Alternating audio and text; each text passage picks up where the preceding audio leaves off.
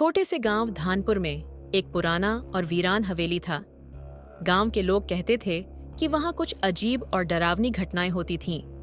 एक बार गांव के एक युवक राजेश ने साहस दिखाया और उस हवेली के रहस्य को जानने की ठानी।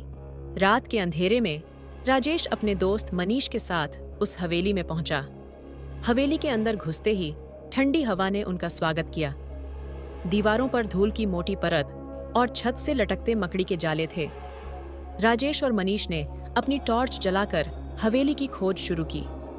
हवेली के अंदर के कमरे अजीब तरह से सजे हुए थे, जैसे किसी ने अचानक ही सब कुछ छोड़ दिया हो।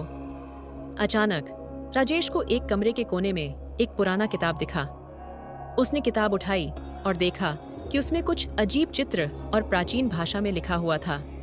तभी मनीष ने एक दरवाजे के पीछे से आती हल्की सी आवाज सुनी। वे दोनों डरते डरते उस दरवाजे की ओर बढ़े। जैसे ही उन्होंने दरवाजा खोला, अचानक उनकी टॉर्च बंद हो गई। कमरे में पूरी तरह से अंधेरा छा गया। राजेश ने माचिस जलाने की कोशिश की, लेकिन अचानक किसी ने उसका हाथ पकड़ लिया। कौन है? राजेश ने कांपते हुए पूछा, लेकिन कोई जवाब नहीं मिला। उसकी दिल की धड़कनें तेज हो गईं। मनीष भी भयभीत हो गया और उसने दरवाजे की ओर भागने की कोशिश की, लेकिन दरवाजा बंद हो गया। तभी एक धीमी और डरावनी आवाज ने उनकी तरफ ध्यान खींचा। तुम यहाँ क्यों आए हो?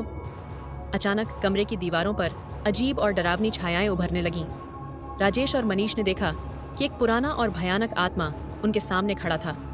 उसकी आंखें लाल थीं और उसका चेहरा पूरी तरह से विकृत था। यह हवेली मेरी है, आत्मा ने कहा, और जो भी यहाँ आता है उसे इसकी कीमत चुकानी पड़ती है। राजेश और मनीष ने खुद को बचाने की कोशिश की, लेकिन आत्मा ने उन्हें पकड़ लिया और तब से किसी ने भी राजेश और मनीष को नहीं देखा। धानपुर के लोग कहते हैं कि अब हवेली से आने वाली आवाजें और भी डरावनी हो गई हैं और रात को वहां जाने की हिम्मत कोई नहीं करता।